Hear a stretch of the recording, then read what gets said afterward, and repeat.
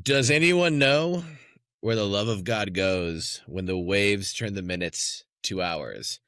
We try to find out on this episode of the Belligerent Beavs podcast, as it is Tuesday, November 4th, and the Oregon State football team is undefeated.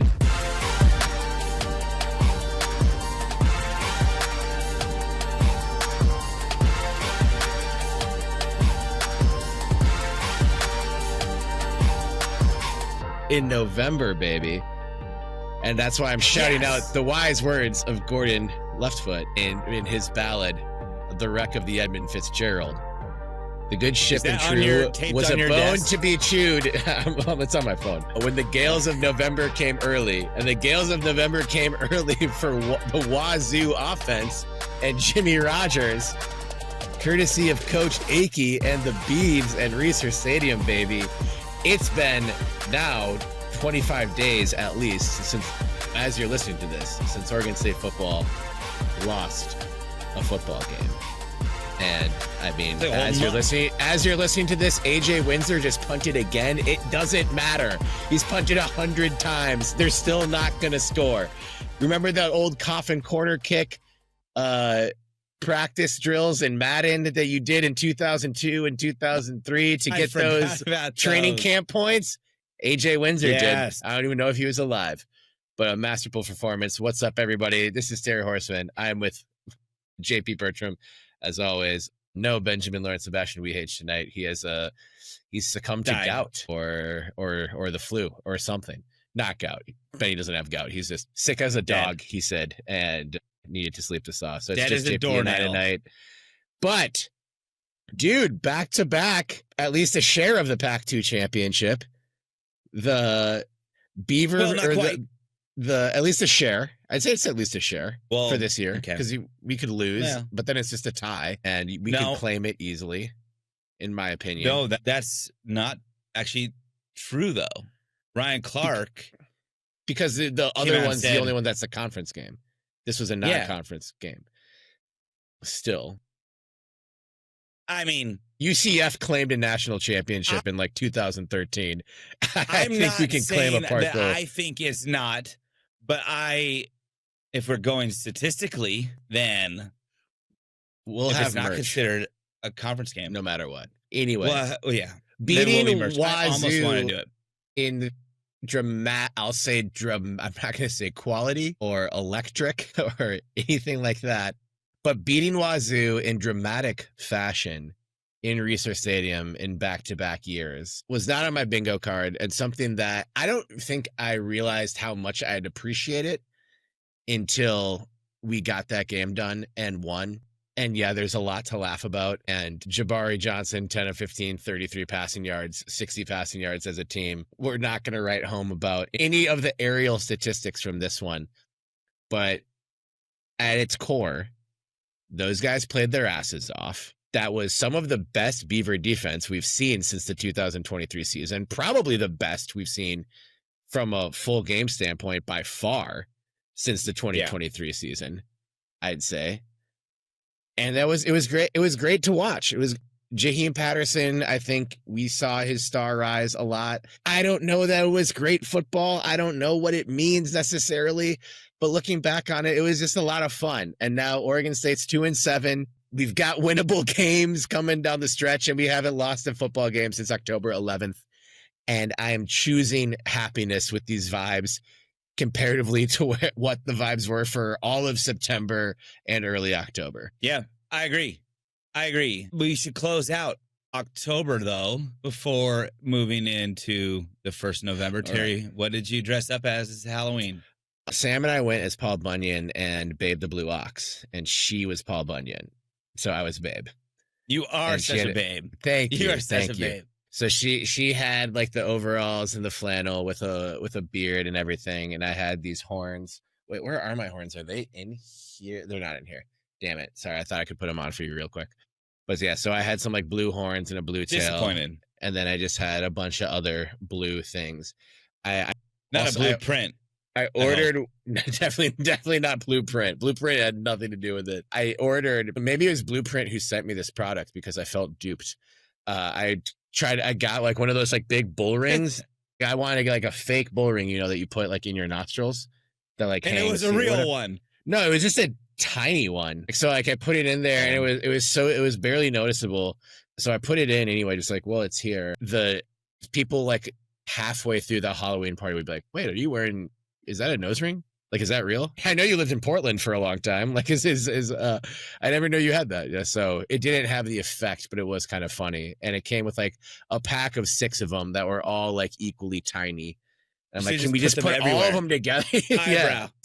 Eyebrows, lower eyelids. So now I might put them back nostril. on in spots and just like feel like, oh, wait, what can I pull off and what can I not? It's pretty low stakes. So yeah. I had a moment in my life where I thought I could pull off a Tupac nose stud. I feel like that moment should be now and try it again. It would work still, I know. I mean, I'm not saying that a moment is past. I just had a moment. You had one, and I will continue to have that moment again. Yeah. How is your Halloween? Because I know you're, for our YouTube podcast viewers, they might notice you look a little bit different. And I think part of that is because of the nature of your Halloween costume. And the nostalgia that comes with it. Yeah. I had to go all in, Slim Shady, full shave, full bleach, and just straight bleach, like no color, just get rid of all the pigment possible. And then, I went like, I don't have them out here, but I went like custom print to home tats, like shoulder, half sleeves, and Haley Jade on my forearm and slit me on my wrist. I had it all. I actually still have the shoulder ones because they're like this big and impossible to. Those don't come off in one shower. That they need at least a few. No, they need literally like rubbing alcohol. These print to home ones are like glue on your body. And I had to get the other ones scrubbed off. So I went as Eminem. The family did all these different things. All the girls in the family did a Slim Shady thing. Era Eminem. Yeah, so in like so younger listeners probably like, oh, Eminem has a beard. Eminem has brown hair. No, like our childhood. Yes, exactly. And it was fun. Everyone recognized it immediately, except for it was raining and I was wearing a white tee and it was cold. But you did look like in the Real Slim Shady music video, which I encourage everyone to go watch if you have not seen that video ever in your life or just recently. But there is that moment where it's like a factory of just clone Slim Shadys, and it's all, you looked exactly like one of those guys in the white tee and blue jeans with the like studs and the blonde hair. And while him and I had like the white kicks. Also had the styled hair like forward, because he would like. So when I like was cutting my hair, I was like, "There's no way that this is gonna like be stylable. It's like a buzz cut. Like what am I? He did. What am I? But his hair was slick it up forward, slicked forward. Yeah, I don't even want to know how much hair gel that took for him to pull that off in like but it 1999 and 2000. Yeah. And it wasn't, it was just globs back then of sticky glue. What a time. But my wife reminded me like, I don't know, a day or two before, maybe it was after I bleached my hair, but she's like, I did like a day before Halloween. And she's like, we have family portraits on Sunday, right? Are you gonna like do something with your hair? And I didn't. So we've never had family portraits as a family. So she scheduled it the 2 days after Halloween. Well, we actually rescheduled it because it was the last weekend or weekend before that, and it was too raining and but weren't really thinking when we rescheduled it, oh yeah, JP's gonna look like Eminem. He's not gonna be in a hat in a family professional portrait session. So I'm really interested to see how they come back because I haven't seen them yet. But also Saturday I had to dress up for a rodeo auction theme for my kids. That's school. A full Halloween weekend. You had I went Slim Shady to a cowboy. To fancy dad family portraits. Yeah. I was like in a maroon sweater with no facial hair, and bleached hair. I love it. I love it. We'll sell copies.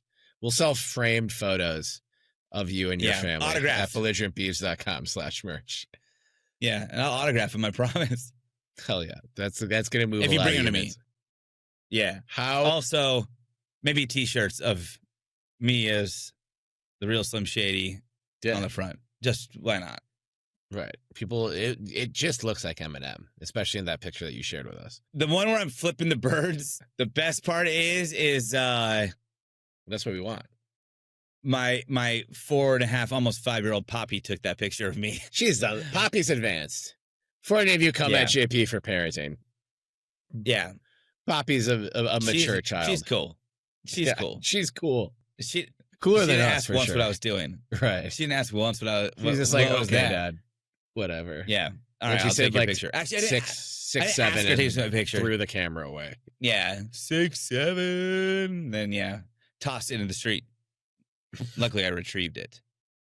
Wait, so how was the rodeo? Anything notable from that? Because that's where you were during a big chunk of the game.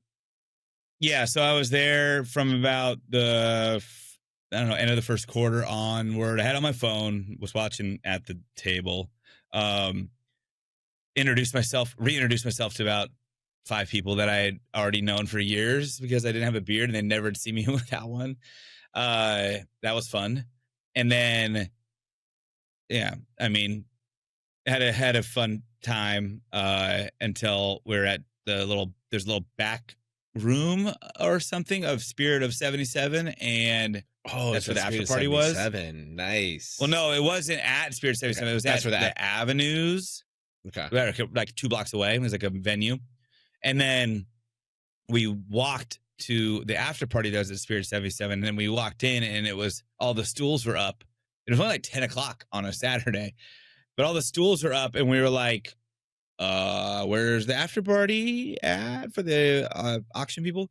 And they were like, oh, it's in this other, I don't know, thing they do, venue they have in the back. Either way, walking through Spirit of 77 when it's dark and all the stools are up, creepy, especially the day after Halloween, creepy. And then we get there and I'm inside for about 30 seconds. I look at my wife and she's like, and I'm like, are you okay? She's like, we should go home. I need to go home. So I just slammed. Somebody bought me a rosé. I don't know. I don't really drink a lot of rosé, but I like rosé. But bought me a rosé. Annie handed me a beer. And I'm like, I can't waste this. So I'm just slamming both. And then we went home. And then thank God for daylight savings time or the end of daylight savings time. I never know which direction is the right one. Are we out of daylight savings time or in daylight savings time? Because right now there's no daylight to be saved. Right now, we're out of it.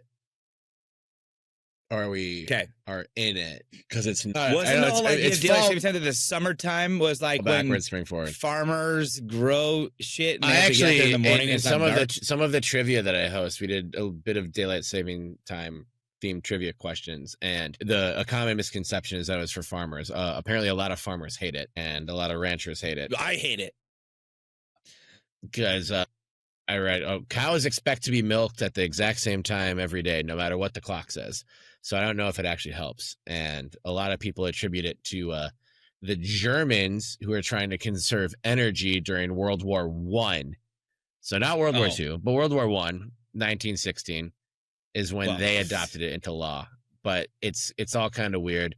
There are lesser wars that they people think Ben Franklin invented it, but Ben Franklin just published a satirical essay where he was making fun of the French, particularly people in Paris, for being lazy. Suggested a concept similar to daylight savings time to help Parisians wake up earlier and get to work.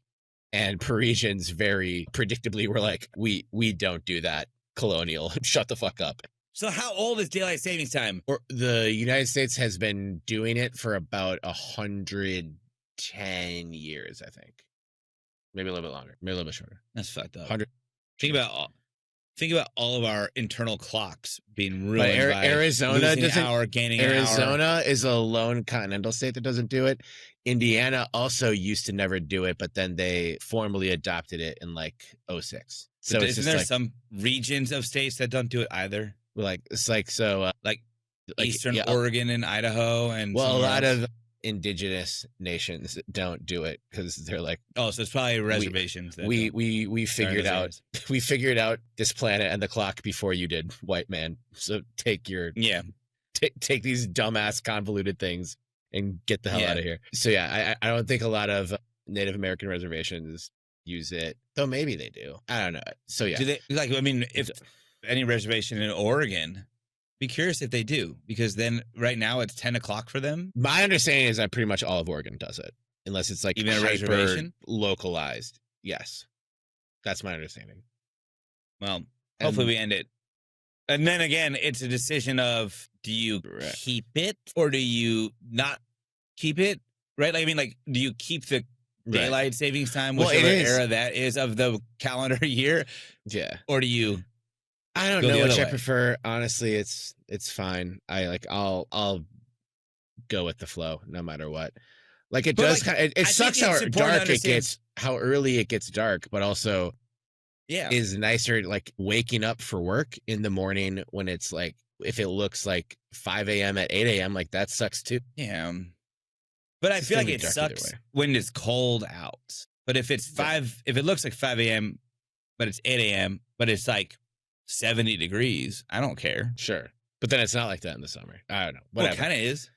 Let's just keep talking about daylight savings So, time. This is What, the hit us up with your issue. people have feelings. Hit Oregon State and eons. Dude, people have thoughts about daylight savings. So I would love to hear from all of our listeners what they feel. We got smart listeners. What makes sense? What's dumb? How do you celebrate it? What do Why you don't we think it just should go like be? 50-50 and just forever just take the 30 minutes off or on or whatever it's supposed to be or not be. Right. Because it's not like it's Just meet in that. the middle. Like Compromise. most of our clocks are connected to AI and digitized and update themselves. We have a couple old school clocks in our house that I had to reset, but man, Yeah, most it's things like a microwave. there's a microwave, and then we have like a antique clock in our living room, but that's like easy. And Yeah. why? You know, if you don't wind it, then if you don't wind it in the direction it's supposed to go and you go the opposite way, it can break the clock. Ooh, did wind it in the direction it's supposed to go By the minute? but, yeah, like it was. I wound Take it the minute clockwise. hand? I did not wind it counterclockwise. Well, I don't know which way I'm going. Well, which way I'm looking like I'm going to you, but I'm going clockwise. Yeah. You're going counterclockwise to me, but it's mirrored, so it'll probably be clockwise on the actual viewing of this. It probably will. So that about does it for this episode. Yeah. Thanks for tuning in. Nothing else to say. Oh, I have something to say. Anthony Hankerson coming out party again, man. That guy. I mean, Right. the Lafayette game Great. expected, I guess. Yeah. If a kid like his caliber expected, ignoring the rest of the season, just in a vacuum, that game, you go, a healthy Anthony Hankerson's going to go off. Right. And he did. He really did. But he was really the only offensive player who did much at all. There wasn't much to speak of, but even so, like, I feel a little bad for Hank just considering the depths of which Oregon State has fallen. Because as we're saying right now, he's still averaging about 90 rushing yards per game, despite a game script that in many of these games that have called for abandoning the run, 4.5 per carry behind, an offensive line that I think has played a lot better lately, but was inexperienced and inconsistent early on, and 7 TDs. Like, he should be getting consideration. And they weren't setting up much for him to have Right. any big explosive runs. Yeah. So he should be getting consideration for Or these, consistency. like draft all-star games. And yeah, during Saturday was a really interesting game because like nothing was happening offensively for a long time. It was 7-3 for what felt like 73 hours. But then he ripped off that run, that 37-yard run, and then was able to punch it in a couple plays later. And like, yeah, of course it's Hank. Like, it probably wasn't going to be anybody else, given the way that the game went. So super happy for him. I think if he's gone after this year, whether that be transfer portal or going pro, then I think Hank is someone who should be remembered pretty fondly, even though he's played on some of the more forgettable teams in this era. But he was... Well, I think his antics in general are not in a bad way antics, but like the personality and the drive and desire that's obvious on the field. I mean, a lot of energy. That Lafayette game, it seemed like he might have been the only one who had that like energy of like, let's fucking win this. What are we doing? Yeah. Like, let's close this out. Like, we look like idiots. I'm not trying to look like an idiot out here. So yeah, you got to hand it to him because the dude's determined. He's motivated. Whatever happens with Hank after this year, like I'll always remember the fact that maybe he helped kind of reset the aura around the team when it could have gone the other direction. I mean, Lafayette game, it was headed towards the other direction. It was the first game without our head coach. Right. And it wasn't great at halftime. Yeah, and if we would have just like stumbled to a win or lost that game, like this would have been... I don't think this game would have gone rock as bottom gets even deeper. Yes. So that's where I think, his enthusiasm is what maybe refocused some players and turned things around. Yeah. And that's like, last or 2 weeks ago against Lafayette, where it's like, I don't care if we're 0-7. We're out here to play football and win an effing football game. And if you're not here to help that, then you're just in the way. And so seeing that energy for sure was refreshing, and having him be kind of the one that dealt the final or maybe only offensive blow was significant for sure. And so shout out to him. Shout out to Jaheim Patterson, who had, I think, his best game as a college. We saw him. A good personality. Exactly, dude. Jaheim's the shit. I remember we watched him play last year, and there's some raw ability there, but in games last season it was like, oh, we have one with this guy. Like this is like an actual like all conference level defensive collegiate football player, and seeing him put it together and have the game that he had was amazing. Like we mentioned AJ Windsor, he was amazing. Oh, you know what's sad? You want to know what's sad though about I always Windsor punting in general? Yeah. I don't know how often this has occurred, but it feels very scoregami-esque in its own way, in its own right, is that there were 17 punts in this game, and both teams had as many punts as they had points. Yep. So punts are points now. Yeah. So just keep snapping it to AJ. That's math. That is math. You can't argue it. If you punt, you get a point. Somewhere it happens. Especially if you punt that damn well. And there are some too where for a special teams unit that got most of the vitriol early in the season, there's a couple snaps that weren't perfect, and he handled it, got it down, booted it, and kept us in position to win a game. And it wasn't the fullest Reeser has ever been, but shouts to the fans who were there, who stayed and were part of this win. This, I guess we won't call it another conference championship game, but maybe I'm calling it a conference championship half. It's like old school European soccer aggregate first leg. Yeah, it's like an aggregate. Yeah, I like that. And I don't even watch soccer, but I do reference. So if they have more, if we can force more home punts than Wazzu forced for us, then this is going to be, it'll be like a soccer score, even if you put the two games together based on how low scoring this game was. Well, in remembrance of Benny, rest in peace, Benny. We miss you. He's not dead, but he's dead. Yeah, he's dead. he's dead. But he's gone. Yeah, he's dead. He's gone. He's gone. Just accept it. He was quite thrilled that his 6-7 prediction may look like it was coming true, and it was close. It was really close, and us losing if we had kicked a field goal earlier. I was like, we can't win 6-7 if you put the 6 first. Well, doesn't apply. That was an errant prediction method, but it very well could have been. I mean, through the third quarter, very well could have been a 6-7 game.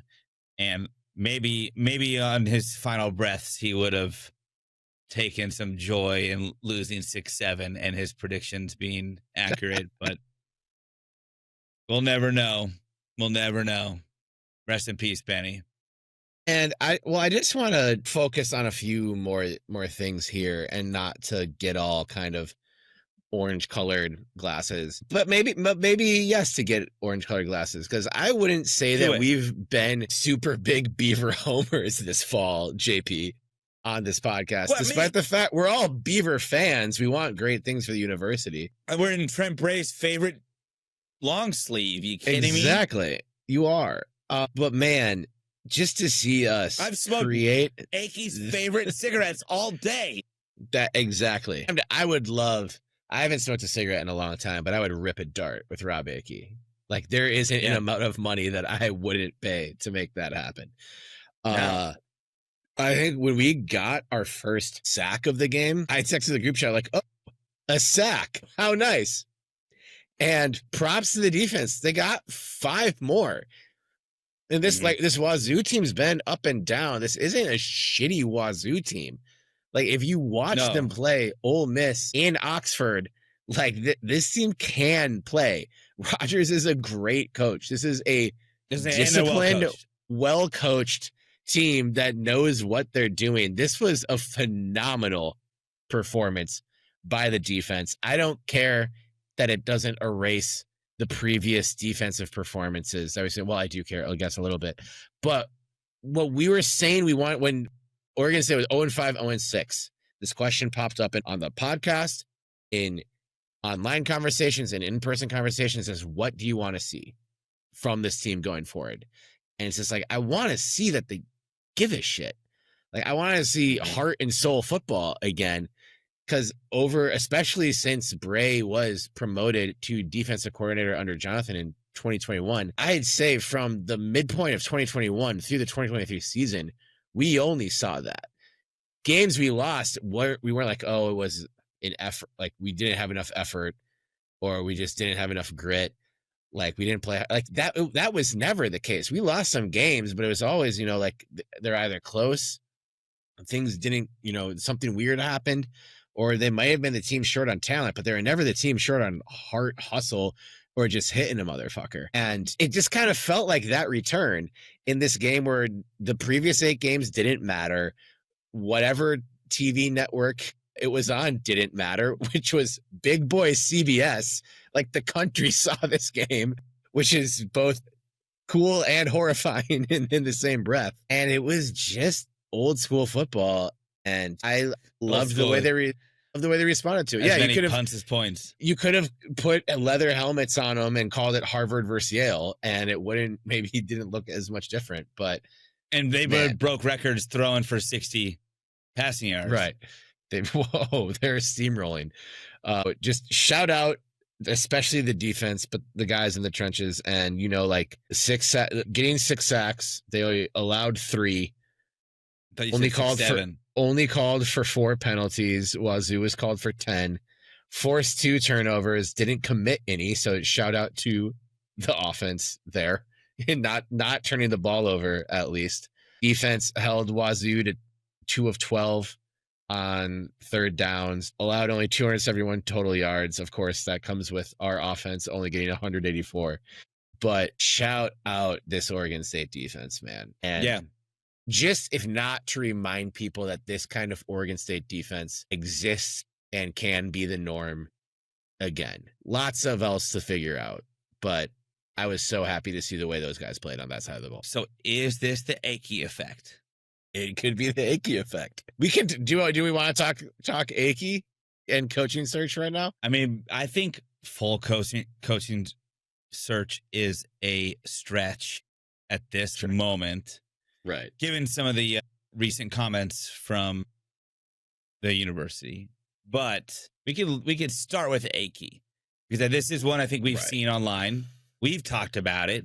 Mm-hmm. He's 2-0 as an interim head coach, and he's like viral among the college football sickos nationally because of his interviews, and maybe more so than you'd get with an Orgeron. Maybe more so than you'd get with an Orgeron.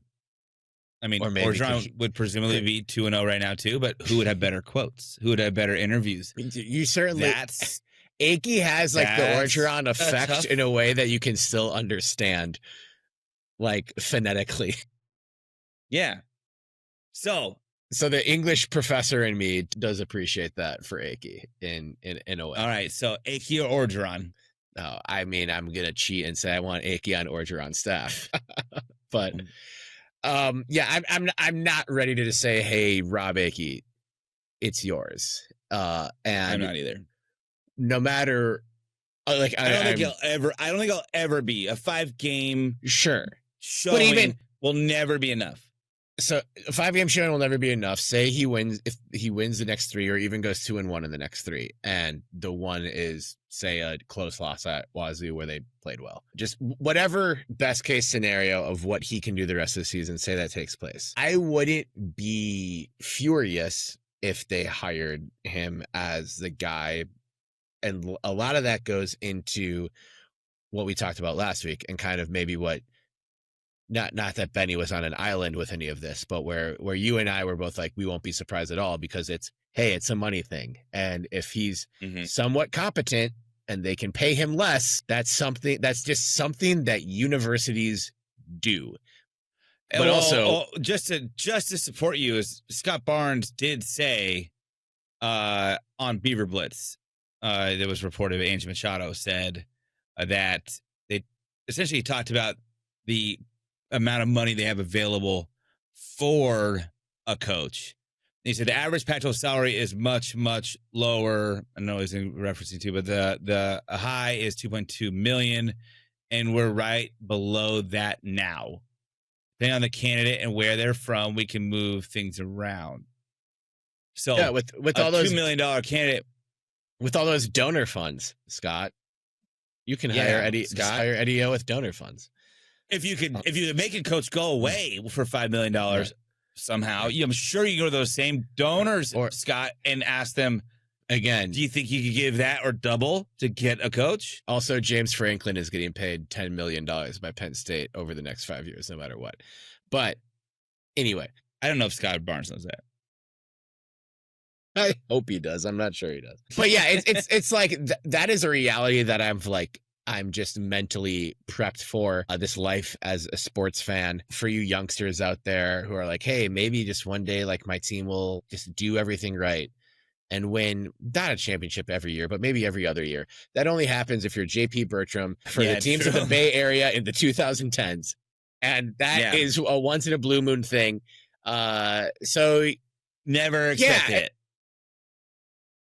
Like I said, I hope it is a diligent, full search without any stones left unturned. And part of those stones include kicking the tires on Akey and watching the hell out of these games and seeing what he does with the team. And I'll also add, as a little bit of a cop-out, there's a lot of precedents in the history of college football where an interim does very well in a scenario like this, is not awarded the head job, but the person who comes in does offer that person a position on their staff. I think most notably when we see Auburn's in the news right now because they just fired Hugh Freeze. Prior to Hugh Freeze, they fired Brian Harsin, who is a name that is around this coaching search a little, not from any official names, but just people kicking the tires. I've seen other reporters talk about Freeze. I don't want Harsin or Freeze at all. And if we want to unpack this into just a let's go candidate by candidate, we can. I don't think we want this for this episode. But when Harsin was hired to replace Gus Malzahn, he beat out Cadillac Williams, also another candidate and a player we grew up with, kind of. He was awesome on those Auburn teams. Great Tampa Bay Buccaneers running back, probably won either of us a fantasy championship or two. Cadillac Williams has been in the coaching circle a little bit and did a great job as interim at Auburn in the end of the 2022 season. An awesome job when they were in total turmoil and he navigated a tough 4-game stretch and went 2-2. And there was like joy amongst Auburn again. A section of the fan base wanted him. He didn't get the job, but Harsin hired him and he agreed as well. And then, not to foreshadow it too much, but then when Harsin got fired, kind of the same thing happened. And Hugh Freeze tried to bring Cadillac back on the staff. And Cadillac was like, all right, no, thank you. Like, hire me or don't hire me. I am in favor of Oregon State calling Cadillac Williams, by the way. But so it's not unprecedented. Like, you can't, like, with sometimes, like, when we're talking about this with Bray, people are like, oh, should he be demoted to defensive coordinator? And I felt like no one was making those comments without giving any thought into how something like that would work. And that's just not really something that happens. But a solid, but maybe not earth-shattering interim coach can navigate these tough waters and then get a coordinator or assistant position without being offered the head position. Like, that's more on the table by the menu set of college football than it's not. So I just want people to think about that.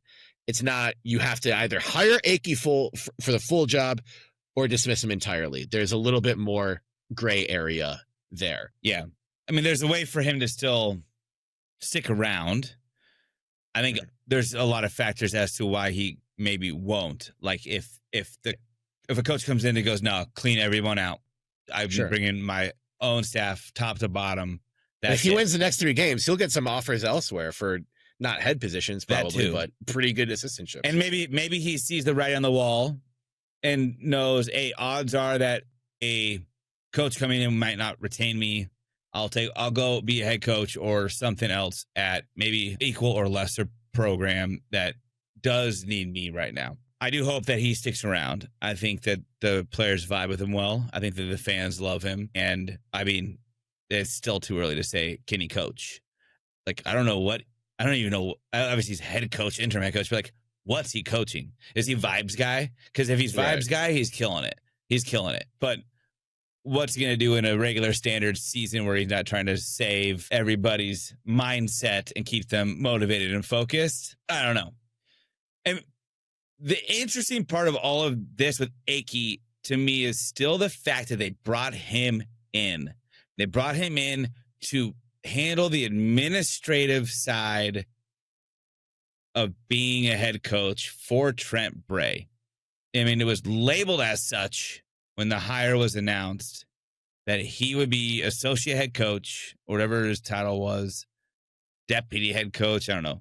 But he would come in and be the person who has experience behind the scenes, helping prep slides for pregame meetings, for practices, any sort of straight up administrative work that head coaches have to pay attention to, that Bray maybe wasn't ready to time manage enough and devote enough attention and experience towards it without sacrificing things he was great at.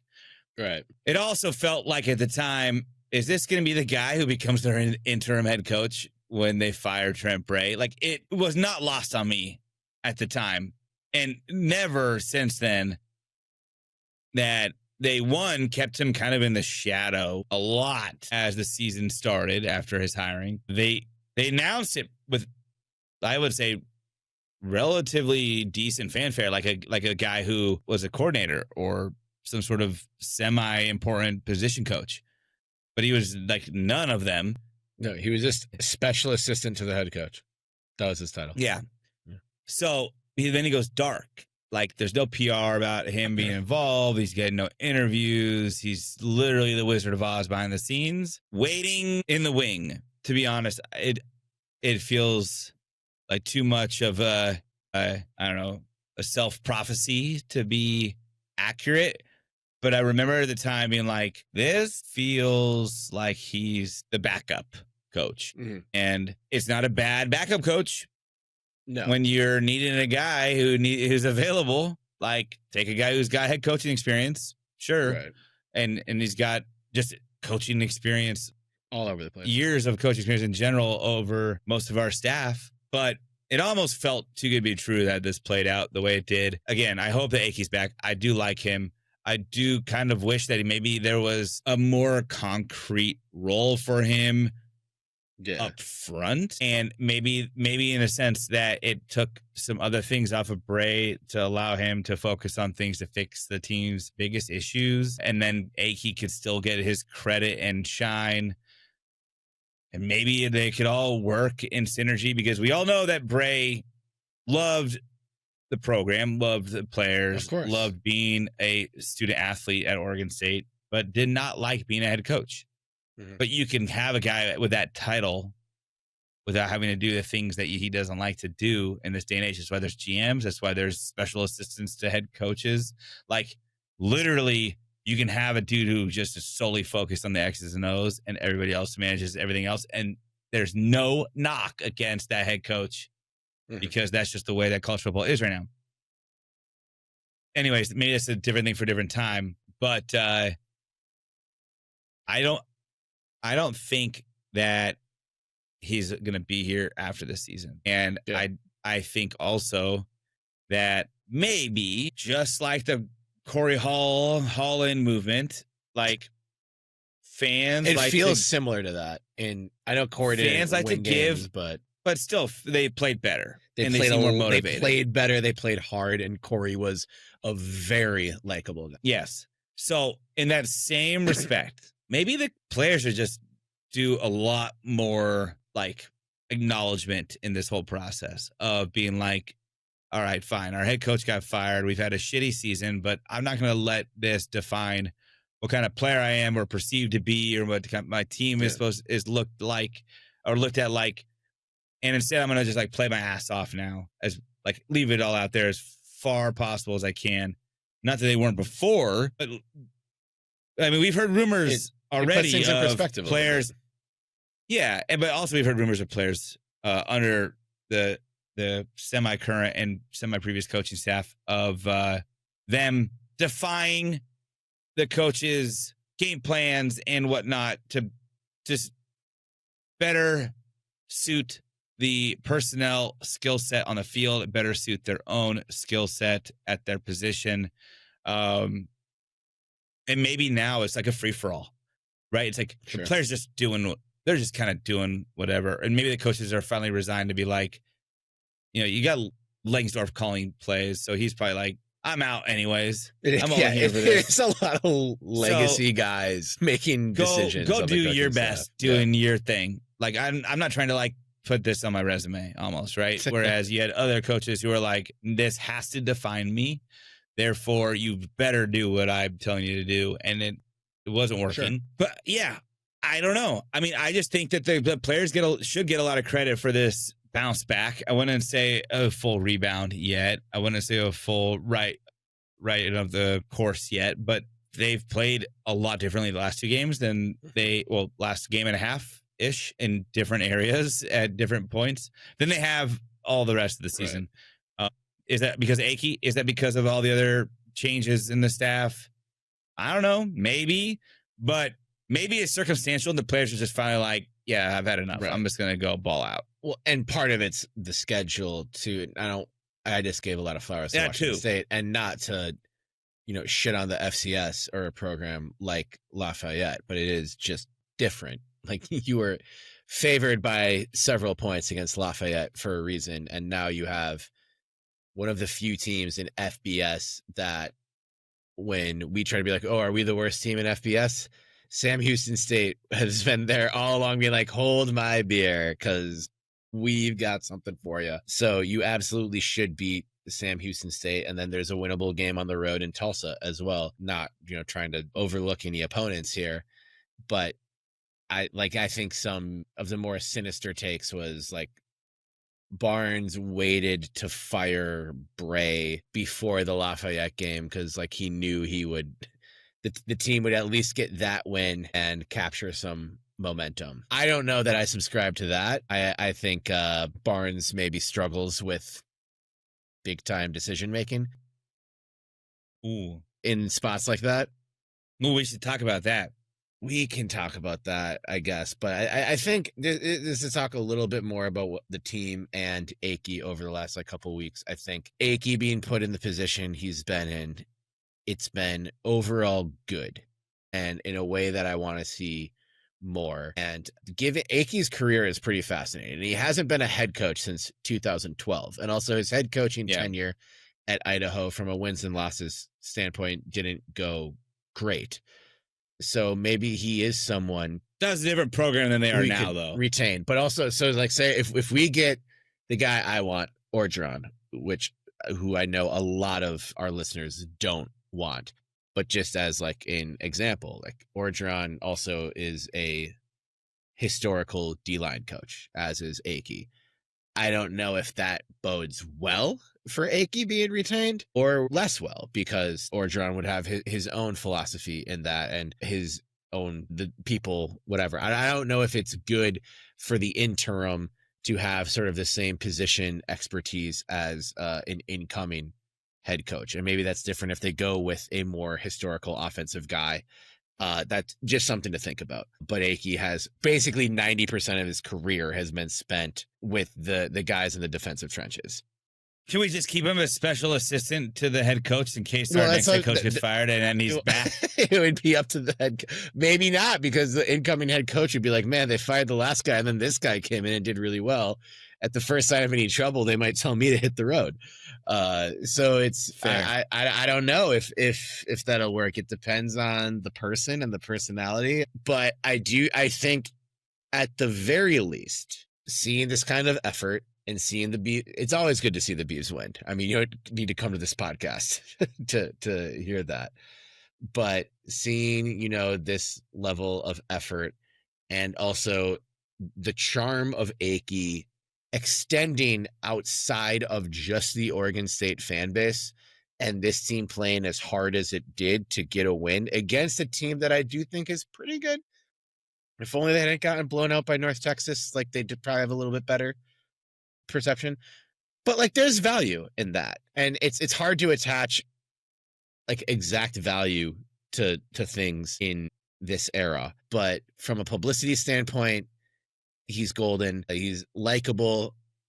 I don't think, the people who are thoughtful and interested enough to tune in to Oregon State who are outside of Beaver Nation were already, doing so. But the fact that they see something like that and then get a coaching soundbite from someone like Rob Akey, that makes those people be like, oh, who are they playing next? All right. Like Sam Houston State at 10 p.m. Eastern time. Yeah, that's what I'm going to bed to next Saturday. And there is value in those things. It's not a ton, not enough to overhaul everything and right all of the wrongs, but there is value in stuff like that. And that's what can be salvaged from the rest of this team in 2025. And so I just hope they're able to capitalize on some of that. Okay, so 2026. It's coming. Do you think Scott Barnes wants to capitalize on that? Do you think there's so many questions President Murthy such loaded wants to capitalize on that? Did you see the President Murthy interview with John Canzano? We talked about this before we hit record. I did not consume the entire interview yet, and I don't know why, because John's one of my appointment reading, listening people whenever something hits the inbox. And I did consume everything he put out about his conversation with former Oregon State President Ed Ray. And man, I was like, let's talk to the former president first. And I just didn't get around to taking in all of Murthy's comments, but got some of them. I got the gist. I'll revisit it. And Prez, I'll give you the benefit of the doubt. Like I won't go crazy until I listen to the whole thing. Felt fairly political. I know there's one part of it where, because we I don't know if it's like butting heads really is the right terminology, but we are both in, the two of us and Benny as well, complete alignment on just this athletic department needs a regime change. Like it's time.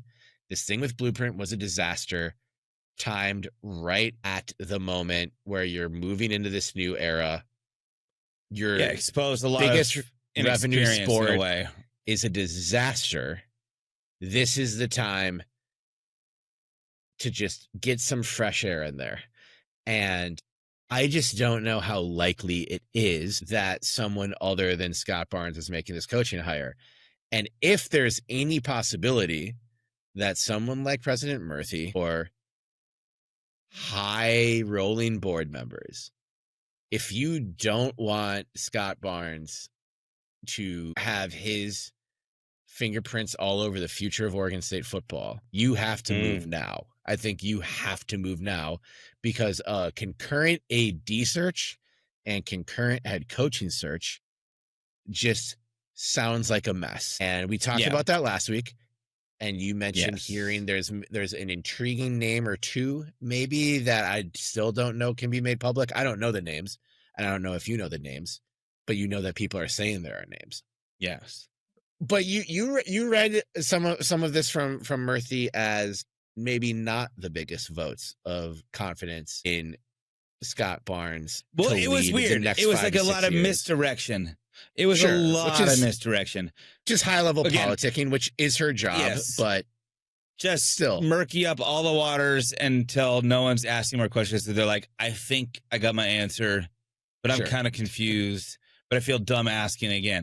And she did a good job of that. And I think that Murthy, from the university side of things, has done a phenomenal job. I think that was exposed maybe, well, it depends on her future actions and choices and decision-making, maybe as giving up pretty much anything athletic to Scott Barnes. And not just the athletic director, which I would be fine with, but just Scott Barnes in general because he was there. That was it. Doesn't sound like she would want to make a athletic director hire, for one. It also sounds like because of that, maybe she has extra confidence and false confidence in Scott Barnes. One of the things that I thought was interesting, at least regarding the coaching hire, was John Canzano asked her directly about if she would be involved in that decision making. And I don't know if that was, I can't recall if that was the setup to him asking about, well, has anyone approached NVIDIA and Jensen Wong about this decision either, or vice versa. But she did say that I will absolutely be consulted, but I don't insert myself in those decisions and I depend on Scott. Is that her kind of deflecting in the sense of like, I just don't know enough, which again, I respect. If you don't insert yourself and like try to cause more issues. But then again, it was weird because here's what I was saying. It goes back and forth in a way. Everything she talked about, why Scott Barnes is the right athletic director or why she likes him as our athletic director, all of it was praise that was like aimed backwards. Past tense. And none of it. It was virtually past tense.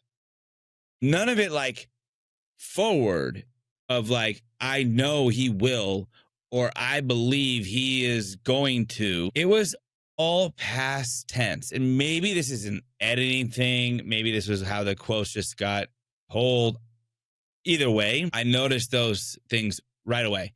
And the first one was really one of her first quotes that Canzano had in the article. And it was framing Scott Barnes as the right, and she said, he was again, past tense, the right guy for the right moment. And then at that moment being to talk about the navigating the waters of conference realignment. And I don't think we've disagree with that. I think I've thrown out there that I've thrown out there as there are rumblings that he wasn't caught as off guard as it's been let on. Right. And that could be very problematic. But ignoring rumblings, the facts that are public are explicitly Oregon State, Washington State left behind. They don't have the media reach. They don't have the household reach. And therefore, they're not valuable enough and we're left to die. Yeah. And for better or worse, left to die because those departing would benefit from them dying or agreeing to die and giving them the money that they needed to make their transitions to other conferences. And all of that he navigated that well. From that point on, very well. Right. And that all required all the credit on that. External things not asked of your regular athletic director of an athletic department that's stable in its conference. He was a pseudo president he was politicking himself. Collegiate conference. Yeah. And he's the one other than Teresa Gould, he's the one high-ranking officer left. But how much of that was energy focused on behalf of the Pac-12? For himself. Or for himself. Right. I mean, these people have like egos. The awards and the raises and everything else that's occurred since I wouldn't be surprised if, because everyone is saying fire Scott Barnes, and the opinion of him is pretty low in Beaver Nation at the moment. And I'm not here to fight with anyone who thinks that. And again, I'm in favor of a regime sort of restart here. Don't be surprised at all if, like, whenever that change happens, like a week later, you see like welcoming new ACC commissioner Scott Barnes or something like that. I can see that as part of, I can see that as an ambition he has as like conference. And leadership. Maybe that's interesting because maybe that is why Murthy's comments rang the way they did. It was, again, I don't know if she's equipped or comfortable, not equipped. I know she's equipped, comfortable having to make a new AD hire. Now, right. If you have to make the choice to let someone go and make an AD hire, usually you're doing a little bit of preemptive work, right? You're like, I've got some feelers out. I know who's interested. I know who to talk to. I know who I want.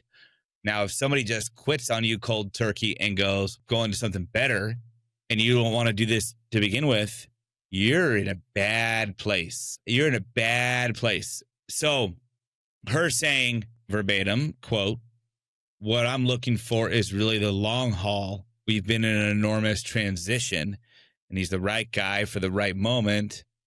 Again, that was the other time she referred to him as such. Is this just get us comfortable out of this until I can find somebody interested in this job, because it's not looking like a desirable landing place for people, and then go do what you want to do? Because maybe that is the case. Maybe it's not even about fire Scott Barnes. It's about, like, we kind of have to retain him until our president feels like she's in a good place to make a replacement hire, because he wants to already leave. And maybe that explains a lot of the things in decision-making and apathy towards doing the right thing for the university that has kind of occurred over the last 6 to 9, 12 months. And that goes in with every kind of hire fire conversation in this fan base that I think we have. And I'm always interested to see people who have put in the thought as to what comes next. So I don't know how much men's basketball we're going to talk later. We're already over an hour, and I think we'll probably wrap a little bit. But as we're talking, Oregon State men's basketball undefeated with a 67-65 victory over North Dakota State at home. Thank God for Josiah Lake. It basically was the exact same, shout out the Bison and the Summit League. North Dakota State is a program that makes the tournament a lot, like wins in their league a lot, but a team that you should beat if you want to call yourself a power conference team. If you want to be there with them. Yeah, and it's just, they mentioned it at the end of the ESPN Plus broadcast. He was like, oh, Wayne Tinkle is now 12-0 in home openers. I'm like, we win this game by a few points. People think they should have won by more, and we're just going to do this dance again.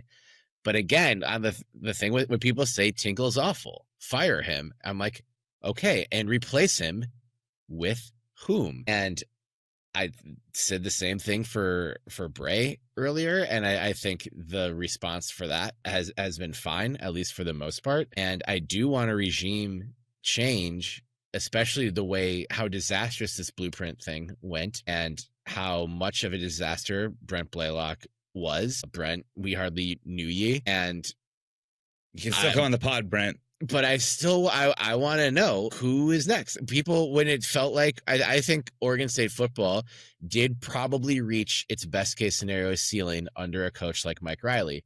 And even in the best seasons that Riley teams put on the field, people were saying, like, you'll never win a national championship with him. Like, we need someone different. And I'm like, is that the right question to be asking? And who do you win a national championship with at Oregon State? And that can open up a whole different can of worms that I don't think we're interested in adjudicating here. But also, it's just like, what is the next step? who do you replace? If you want Riley gone, who do you replace him with?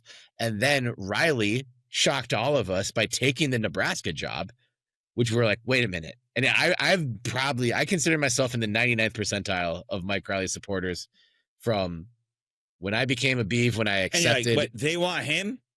And I was like, whoa, what? I was beginning to come around to like, maybe his voice has gotten stale in the Oregon State locker room. Maybe we need someone different.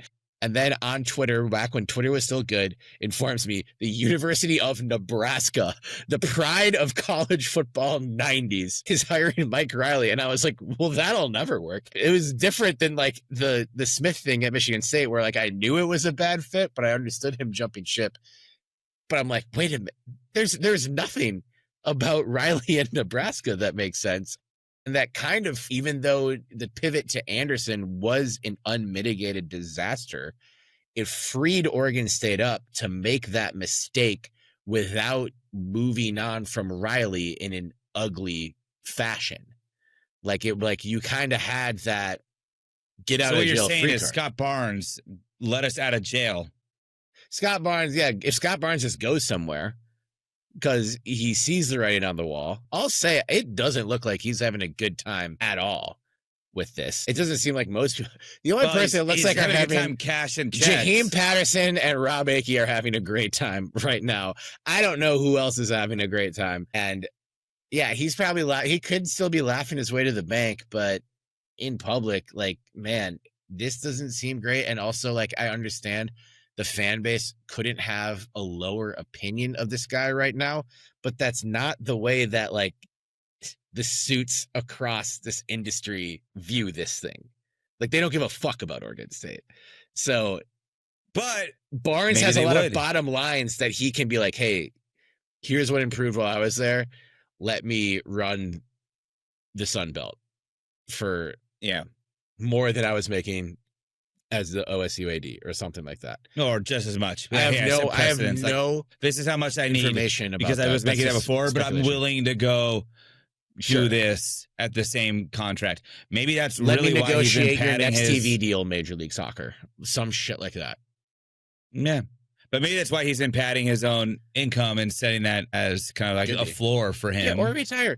Again, part of this too is he did have a not minor heart attack kind of as he was getting stabbed in the back by other athletic directors, which is why like I'm not saying that we have to whatever. I think there is a way to in the back is maintain humane levels of things. I still consider those schools stabbed us in the back. Maybe not. I think they stabbed us fans in the back, but not the department. I will leave it at that. Sure. I think that's fair. You did talk about Oregon State's potential and like, you know, maybe this is what we're going to get with the Riley era and that kind of being like, that was probably our prime, our most sustained prime. When you said there's a name for the AD, by the way, Riley is the one that first came to my mind. Oh, I didn't think about that. That is interesting. That was the first name that popped in my head. Does he have enough energy to do it? Everything's a young man's thing to him these days. So, and that's just that's an old man saying for identifying how old you are.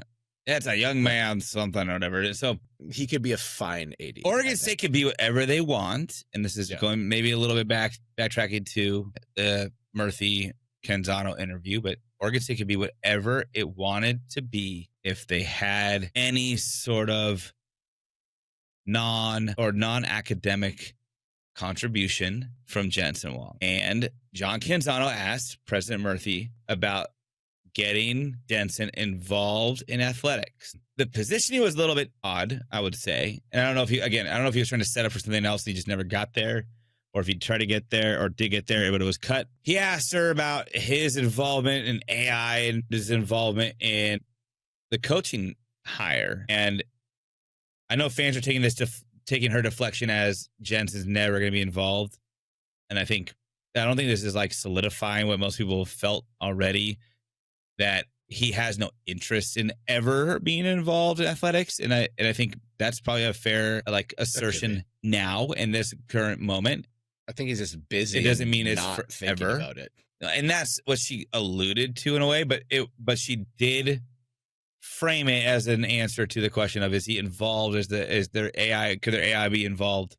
All this stuff about in the coaching search specifically. But what I did wonder was, because she wasn't asked, or at least she didn't answer, how much has he been broached around an approach to be involved with athletics? Mm-hmm. I know it's a delicate dance.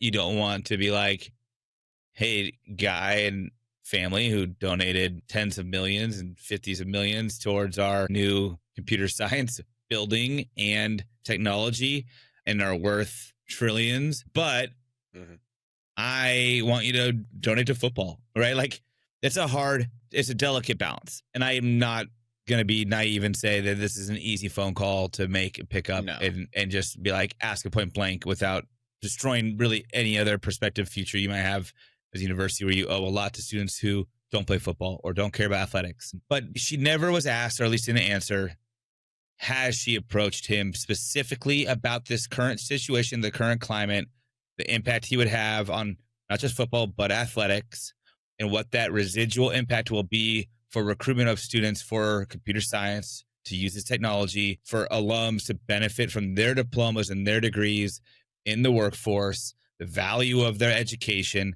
the value the education provided in the future at Oregon State. None of that was at least reported. And then again, tying it back to, well, like, you do realize that football is like the tip of the spear of our marketing efforts, because that's just the way the world is now. But she did deflect a little bit about Jensen, distanced herself, distance that he'd be involved in the coaching search, which is fine. Yeah. I don't need him in the room interviewing. Yeah, and I don't think I need him on the committee. I don't think he wants to. Unless him being on the committee was a way for if he wants to be, piece. Of course. But I don't think we. If he goes, I don't want to be involved in football. I'm not even involved in the decision making. And they go, well, how about you be on the coach search committee? And that opens a door for something else. That's the right play. Right. Not sure that's a request of his. Well, he'll be like, what does that involve? And it's like, you'll watch this hours and hours of tape of coaching decisions and game film, and he's like, I don't have time for this. Or you don't have to do that. Or you don't have to do that, and your technology can do it for you. I will get to that real quick. I don't want to be too long-winded on it now this late in the episode. But she did say OSU has the opportunity to become the AI university in Oregon. And I think that saying in Oregon is a little short-sighted, maybe very short-sighted. And then she did finish with, we are plotting and planning every day. Okay. The question still begs to be asked, for what? What are you plotting for? What's the end goal? Right. Is the end goal to get Jensen Wong to see that there's an intersection of technology and athletics that is already happening and continuing to grow? And again, everything I just said before, long-windedly, about how that impacts the everyday student and alumni and fan. If that's not what they're plotting and planning every day to do, then I feel like it's a little bit of you're recognizing the opportunity, but you're not grabbing it. And that is somewhat infuriating. Right. And that's a shot. I'll let you comment, and I'm going to leave it at that before I finish on one thing. Right.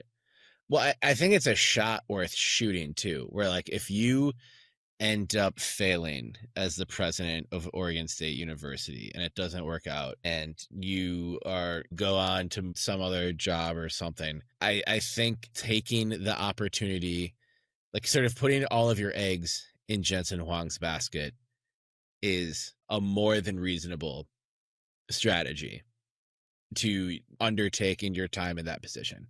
And I don't want to, we haven't even talked about Jensen much since I think early in football season, maybe even preseason on the show.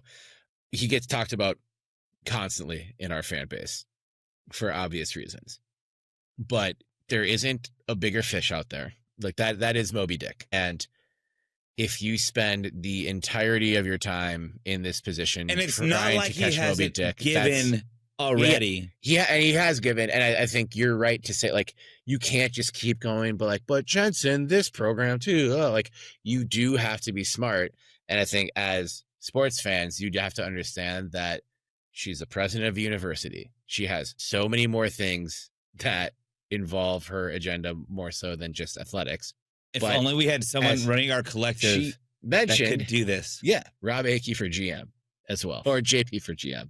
I'm good with both. Put me there. But I think it's a pretty progressive. There's always like, listen, if you haven't, to other university presidents talk about football. They don't say things like football is the top of the sphere of our marketing a lot. You know, some do, but a lot of them are just like still in these are students first and athletes second. And I don't want the concept of that to die either.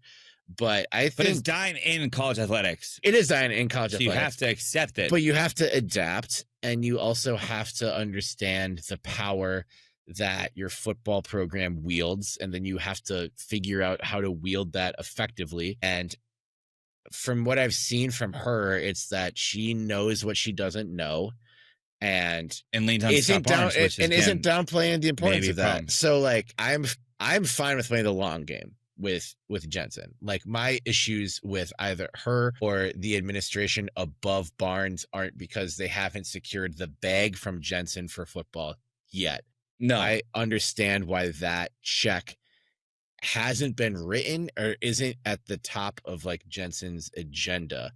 But I do think they need to know that there's a clock on everyone's heads these days for these positions in higher ed, and this is the shot to shoot. This is the shot to shoot. Yeah, because what if God forbid Jensen Wong has some sort of accident or like something happens where he's incapable of like doing this, directing funds back to Oregon State. Yeah. Right? Like if he's incapacitated and can't make that call, and we go, there it goes. It's gone. The opportunity is gone. Yeah. And we gotta wait for this. This isn't a Phil Knight live till he's 150 years old and, you know, dope his blood with babies from Denmark. Like, this is like, I hope it is. This is literally, I do too, but like, you have to accept the reality of life, and that things could change at a blink of an eye. And not just like incapacitation. Like, it could be something as simple as some other chip comes out and just eradicates the net wealth of NVIDIA. And it could. That is what a free capitalism market tries and is supposed to desire to do, is to encourage competition. Yeah. And I think we've seen a little ups and downs, and they've survived pretty well, and they've navigated it very well. But like, they'll be fine, almost certainly. But yeah, but this is the moment. This is the moment to just force ourselves to be seen by not just NVIDIA, but really Jensen as a holistic branding enterprise. And it's not academics versus athletics. No, it's not, football versus softball. It's not. No. It's none. It's not nothing like that. It's if anything, it's a theater great and arts marriage of academics and athletics and all of the things that a higher ed education should stand for. Yeah, yeah, and we should be pursuing that literally heads down every day. Right, every day. Until we're just told, no, you're dead to me. I'd rather that happen in a week. I'd rather like just to be told that like Jensen's no longer donating to anything. Right. He's already donated more than I think 99% of donors to Oregon State. Right. Ever in the history. So it's like, would I still be thrilled that he made his donation and that was it? Yeah. Mm-hmm. Would I be thrilled that he made his donation and stopped because we stopped asking? No. Would I be okay with he made his donation and stopped because we asked? Yeah, I would. Yeah. At least we know where we stand. You don't know until you try. Don't know until you try. And at least shout out Beaver Sickos for trying. Right. I know we had PM on talking about his new venture and his unique approach to NIL, and doing it in a way that would hopefully use not just NVIDIA technology, of course that's a core component of it, but just using computer science to help benefit the student athletes, whether they're directly or indirectly involved. And he has athletes that are directly involved. And of course, the idea is that money coming in, it helps those that are indirectly involved. It's a very similar,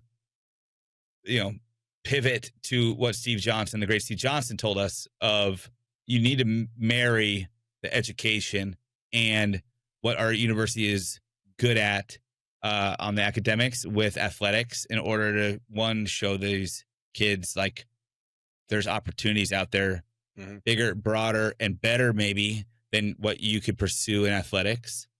And two, because you came here to represent us as an athlete, now you benefit from these programs. Yeah. And Beaver Sickos announced today that they're a part of the NVIDIA Inception program. And that's an accelerator for startups using their NVIDIA platform, ecosystem, AI to build whatever. And clearly at least the first product or whatever is on the roadmap caught enough attention that they were accepted into the program. And the best part is it's at no cost to fans. All this effort's at no cost to fans. Like, if there's a product that gets built and it's successful and it's adopted beyond Oregon State, even the money, the fees, the licensing fees for other universities, programs, sports organizations using it would be going back to Oregon State athletes. Like, it's such a more intelligent approach to NIL than pandering to fans to like donate monthly or enter raffles for field passes, Blueprint. Like, it makes too much sense to not get behind, regardless of how you're feeling about those operating it, because it serves a dual purpose for us. One, we build a different type of collective that benefits student athletes beyond monetarily and paying them for playing. It gives them experience. It gives them exposure to an industry, and it's kind of the better outcome of what NIL has led to than, as it was initially formed of being like, use your brand and marketing audience to like bring in money for us and we'll pay you for that exposure. Sure, but that didn't happen. So how do you differentiate now? Because that bridge is burnt. That's gone. That is never going to be the way of NIL. So how do you differentiate and how do you actually like deliver? Lean into the things that you're known for, good at, have access to. And unlike our athletic department, unlike our administration, at least Beaver Sickos is grabbing by the horns and trying to do something. And then utilizing NVIDIA, of course, has, again, the second benefit to us, because who knows? Maybe that will draw the line for somebody like Jensen to go, I see it now. Yeah. I don't care about football. Or at least someone who has his ear. Yeah, if my technology is the best thing to ever hit athletics, well, I'm behind that. I'm going to throw money at it. I'm going to make sure that it keeps growing and I keep grabbing the open land that's available in this space, because it is a land grab right now of just like when they used, like, remember when it was a big deal that there were teams vying between having Surface tablets and iPads on their sidelines, just to review footage with their players or have their playbook in a tablet screen versus like a binder. Remember when there were printers out there like printing out stills of plays? Right. Like in real time, and they were handing them to players and was like, look at this over. Like, man, it's come a long way. And somebody got that printer deal to do that. Right. Microsoft for a long time. Or in HP, a lot of sports, someone went nuts on that printer deal. Yeah. Especially when the laser printers came out. Yeah, that color popped, baby. But like, think about that. That's a land grab. It's wide open. It's available. The fact that we're not able to communicate that yet, I get when you don't have anything to show for it, then build it. And thank God Beaver Sickos is trying to build it, because, again, I think that's our only shot. Yeah, it's cool. And it's cool as fuck. Yeah. And it's always in favor of people shooting shots. So if you've got a shot to shoot, get out there and shoot it. Nothing to lose. Again, like I said, if Jensen decided to stop donating because we asked him to donate to something he was he was interested like, no, in. I'm done. He's already done enough. More than literally But 99.9% of Beaver donors. And No, because you might so- miss your opportunity. Right. So we'll see. Think about Eminem bringing it all the way back to My Halloween Costume and lose yourself 8 Mile. You only get one shot, one opportunity to seize everything you ever wanted. Would you capture it? Or let it slip? Man, it's like, I need to go to bed, but I might go watch that movie now. You're welcome. Or at least just the, you can just the look battle, at me for maybe just the hour and battle rap 45 minutes. scenes. I'm close. I've looked at you for almost an hour and 45 minutes at this point. It's been a great episode. I love it. Episode 195. Get well soon, Ooh. Benny. Send him a card, a get well card on social media. He's gonna crawl out of my backyard where he's buried, or will not see it. Yeah, that's whenever we're not on an episode, it's just because we're in timeout, as it were, in JP's yard, which gets a little cold this time of year. Buried, yeah, buried, the worms, tarried. Yeah. But thank you for tuning in, and shout out to undefeated Oregon State men's basketball. Shout out for real, number 13 Oregon State men's soccer. Let's go. And shout out Rob Akey. And yeah, let's go. I can't even do this. No, maybe next week all three of us will smoke a pack of cigarettes to ourselves, non-smokers as we are, and then see what kind of voice we come up with. On the show, and then see if we can get our Akey voice on. Sam Houston State this week at Reeser under the lights. I might try to go. You should try. This was one I'm not going to be there, but it was like early in the season. I was like, this is a weekend that looks good, and I just didn't make it happen. But it's gonna be rainy. I am surprised that ESPN College Game Day is not in Corvallis for this, but it's going to be rainy. It's going to be shitty. It's going to be dark and cold. Good. That's what a night at Research Stadium should look like. Don't need to hear this whining. It's November football, baby. Shut up. That's what it's about. Of course, you haven't been whining, listener of the Belligerent Beavs podcast, because you don't whine about anything. You are a maybe whining for more podcasts. Individual, whining for more episodes, but we give you as many as we can. Thank you for listening to this, the 195th episode of the Belligerent Beavs podcast. I am Terry Horseman. You can follow me at Terry Horseman on Twitter and at Terrence Horstman on Instagram.com. I am joined, as I always am, by my best fucking friend, singular Benny, friend, JP Bertram. You can follow him at the Trill J on Twitter. That's at _Trill_J. He's too Trill to be real. And on Instagram at jpbertram.com. You can still follow Benny. Benjamin Lawrence Sebastian Wehage, aka Benny's Sick and Not Here. He's across social media channels at BennyL 1986. And follow us as a collective, as a show, for gosh darn sake, at Belligerent Beavs on Twitter, collective. At Belligerent Beavs. We were everywhere else, basically on every social media channel.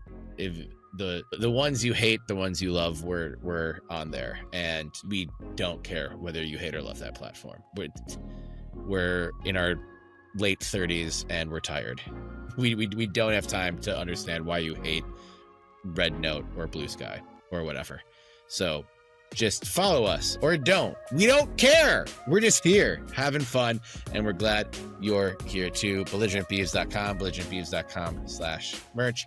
We will be back next week, all three of us, to recap the Sam Houston State game and whatever other crazy shit happens administratively at Oregon State University, because there just can't be a normal week for the Harvard of the Pac-12.